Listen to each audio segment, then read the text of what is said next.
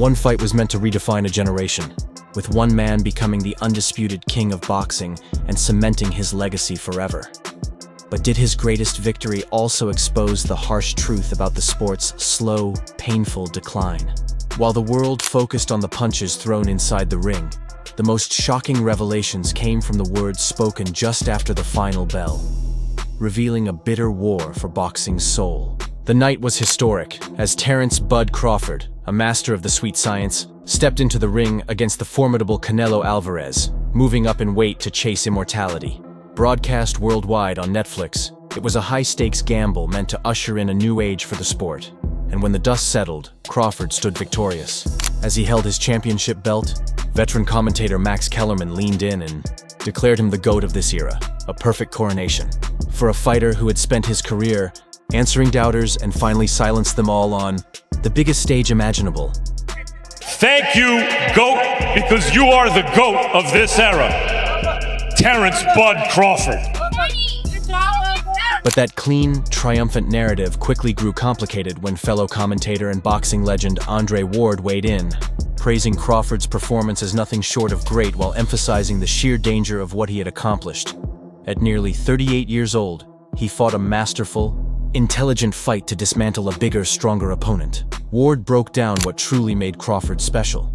Not only his elite skill, but also his surprising strength rooted in a wrestling background that many fans often overlook. He explained how Crawford's conditioning and raw power forced Canelo to respect him early, neutralizing the supposed size advantage. For Ward, this was the final, undeniable stamp on a legendary career. A man who had answered every single question ever asked of him. We just seen Terence Crawford create greatness and beat Canelo Alvarez tonight. What was your thoughts on that performance from Terence? Well, Terence Crawford is great performance, man. He's been doing this throughout the course of his career. The stakes were a lot different in this fight, a lot more danger. He had to fight that kind of fight in order to beat Canelo Alvarez tonight, and he did that at 37, but getting ready to be 38 years old. And he proved, like Max said, that he is the GOAT of this generation. Hats off to Canelo for taking the fight. He didn't have to take it. Hats off to Turkey Al-Sheiks for putting it together. Just a great night for boxing. Yeah. How special a fighter is someone like Terence Crawford? There was no signs of a size disadvantage there. How special? You can see it in spots, but it wasn't significant. And I didn't think it was going to be significant. And people call me crazy, but I've been around Terence. He's strong. He's got a wrestling background, and people don't realize that he's been boiling himself down all these years and still being successful, not having to do that. His condition seemed impeccable, and his strength was there. The power was there enough to get respect from Canelo. So, what more? Ward shocked everyone by suggesting Crawford should retire, saying he already has the money, the greatness, and a legacy that needs no further proof. What would you like to see him do next? Do you think there's another fight after this? I'd like to see him be done. What are we boxing for at this point? What else is there to do? There's always going to be a YouTuber or a reporter or somebody conjuring up another challenge. We box to get ourselves in a better financial position, to build a name and a legacy. Those boxes are checked. What else are we doing? Yeah, why are we still in the game? Yeah, I get it. Andre, always good to... The suggestion hung in the air. A shocking idea that the man who had just reached the absolute pinnacle of the sport should immediately walk away. It hinted at a deeper truth, that maybe the rewards at the top were no longer worth the risk. And while Ward was contemplating an exit for the sport's top star, Max Kellerman was doing the exact opposite. Kellerman delivered an emotional, almost desperate speech not about the past, but about the future. He called the Canelo Crawford event the kickoff of a new golden era of boxing, insisting that this victory wasn't just the end of a chapter, but the beginning of something far bigger. What I said was, and I was right, and of course Canelo, listen, Canelo is the face of boxing, so of course he feels a certain way about it. But does anyone dispute that boxing is not as big as it used to be? Right? It's not. If you go down in the street, the average person doesn't know. Now, it's different in Mexico, obviously, and I even said before that, Mexican and Mexican-American fans have kept boxing alive in North America. So Canelo from Mexico, of course, has a different experience, because you walk down the street in Mexico, the average person knows who the champion is.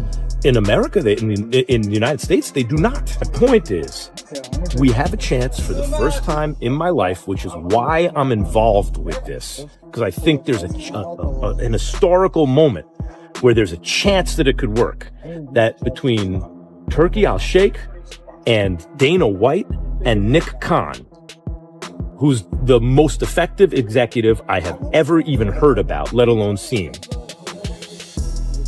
that this could become what's going on here, what Canelo Crawford's kicking off, could actually result in a golden era of boxing.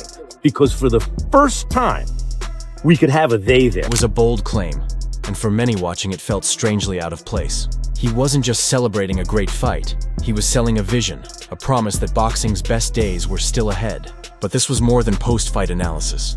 It was the spark of a massive controversy. To critics, Kellerman was trying to convince the world it was sunny outside when, in reality, they believed the sport had been drowning in rain for decades. If you want a league or a sport to grow, you need to make plans. And the issue with boxing has always been its laissez-faire marketplace. It's, as Dana White says, a going out of business sale. Every promotion's trying to juice the fans for everything they got, which is why now only a handful of fans are watching on pay-per-view. The prices keep going up because the marketplace is shrinking because we haven't exposed it to the mainstream. Because we take these fans and we chip $100 for a pay-per-view. Come on, man. And half the time the fights aren't good, right? And they don't take place when we want to see them even.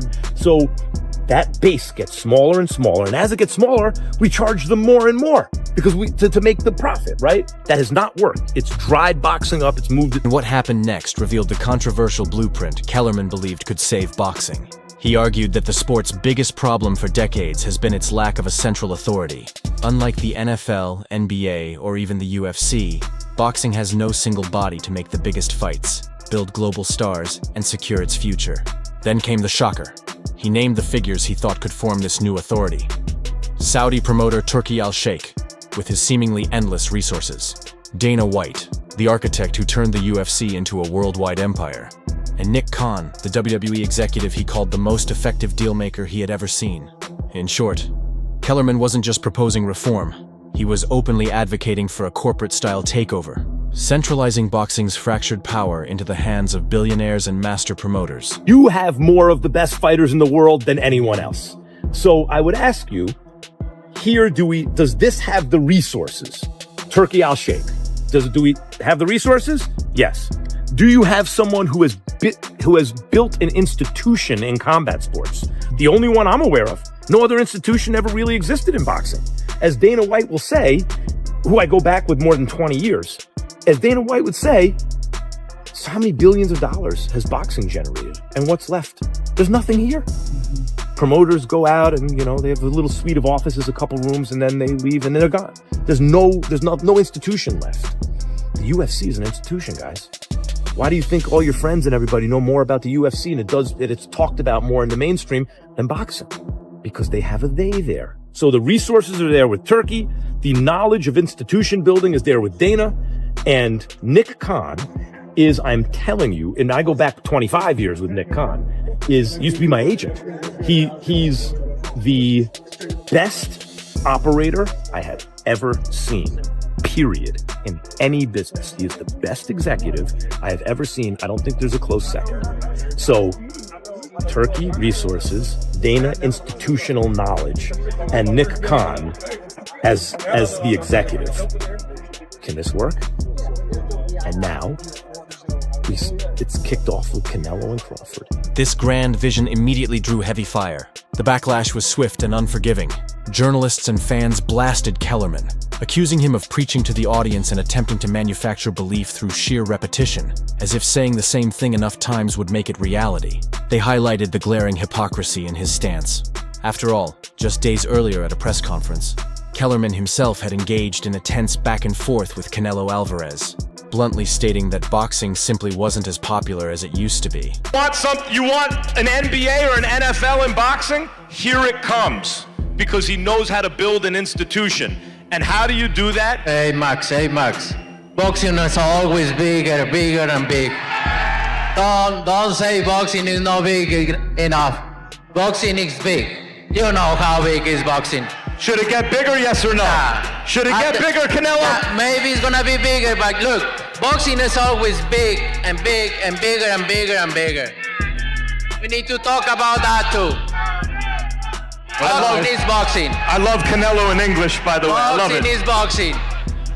No lies. No lies. Comparison. how do you do it? Comparison there. So how do you do it? You have someone like My respect for the sport.